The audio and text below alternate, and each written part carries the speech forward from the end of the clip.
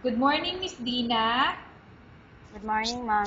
Okay, Miss Dina, can you tell me about yourself? Yes, ma'am. I am Dina Villarin, 29 years old, single mother.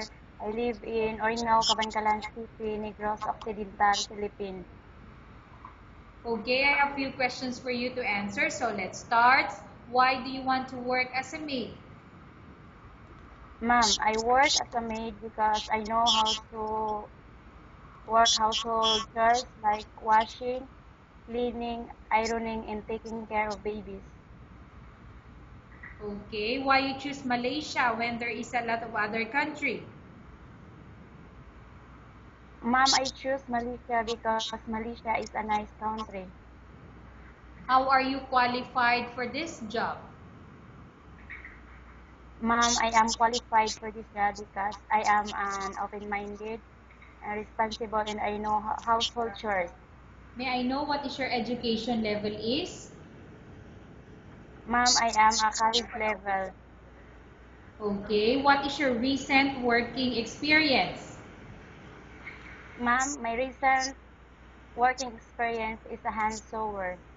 Okay, have you worked abroad before? No, ma'am, this is my first time. Okay, do you have experience of taking care of baby? Yes, ma'am, because I am a mother. Okay, how about elder or older people? Have you experience to take care? No, ma'am, but I am willing to take her. Okay, do you have any other special skills? Yes, ma'am, I can cook like Filipino foods like fried eggs and fried fish. Okay, are you willing to learn new skills? Yes, ma'am, I am willing to learn. Okay, are you willing to work with a family where the mother-in-law or any relatives stay together? Yes, ma'am, I am willing. Currently, are you still working now? No, ma'am, I just finished my contract. Do you know how to cook? Yes, ma'am, some Filipino foods like fried egg and fried fish. Okay, are you aware that you will have to do washing, cleaning, ironing, and cooking? Yes, ma'am. From all the house chores like cooking, cleaning, ironing, and washing, which do you like most? Ma'am, I like washing and cleaning. Okay, if ever you were selected to work in Malaysia, who will take care of your kid? My mother, ma'am. You are not allowed to use handphone or cell phone during working hours. Yes, ma'am. You are only allowed to use handphone or cell phone after you finish all the works and when going to bed. Yes, ma'am. You are strictly needed to surrender the handphone to your employer in the morning, and your employer will return back to you once you're going to bed. Yes, ma'am.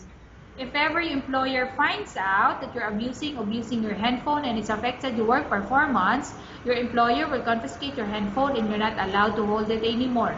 Instead, your employer will allow you to call to your family 3 times in a month. You're only allowed to bring normal phone and you're not allowed to bring smartphone. Are you agreed for the terms and condition? Yes, ma'am, I agree. Are you agreed to the rules and regulation for the handphone? Yes, ma'am, I agree. How many years is the contract as you agreed and understand? 2 years contract, ma'am. Can you describe for me your ethics or your attitude? Yes, ma'am. I am a responsible, hardworking, open-minded, and I am willing to undergo training. Okay. How can you assure to us that you will work hard in Malaysia? Yes, ma'am. I will work hard in Malaysia until I finish my contract for the sake of my family. Okay. Can you promise not to use the telephone without the permission of your employer? Yes, ma'am. I promise. Can you promise not to put on makeup but to dress properly while work? Yes, ma'am. I promise. Can you promise not to invite friends or relatives without the consent of your employer? Yes, ma'am. I promise. Can you promise not to ask for advance salary from your employer under any circumstances? Yes, ma'am. I promise. Do you really understand of the rules and regulation of the agency? Yes, ma'am. I understand. Do you pay any placement fee for you to come to Malaysia to work as a maid? No, ma'am. Do you have any history of sickness, example breast cancer or any other illness? No, ma'am. Do you suffer from any skin diseases, allergy or physical defect? No, ma'am. Have you suffered from any serious illness? No, ma'am.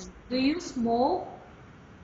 No, ma'am. Do you have any tattoo in your body? No, ma'am, I don't have. Do you take any prohibited drugs before? No, ma'am.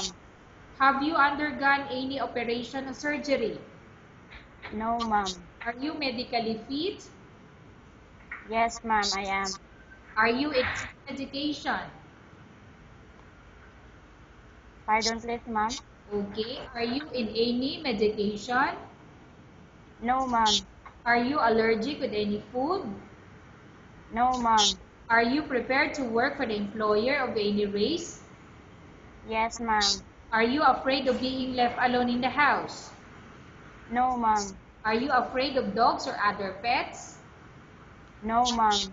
Can you promise to work according to instruction from your employer? Yes, ma'am, I promise. Do you have any immediate family working in Malaysia? No, ma'am. Okay, Miss Dina, we have finished our question section. Let's go to case study. I have a case study for you and I want you to answer me truthfully. Upon arrival in Malaysia within 6 months, if ever any of your family members pass away, what will you do? Will you continue to work till finish your contract or you will go back? Yes, ma'am, I will continue and finish my contract. Okay, tell us about yourself and why do you want to work in Malaysia as domestic helper?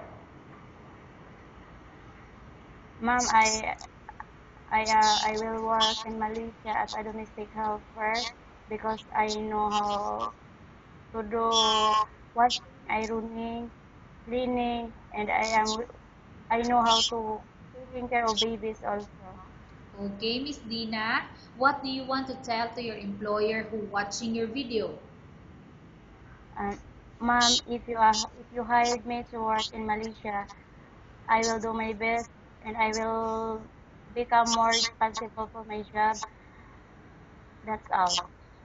Okay, thank you very much, Miss Dina. We will update your agency if there's any selection made by the employer. Thank you, ma'am.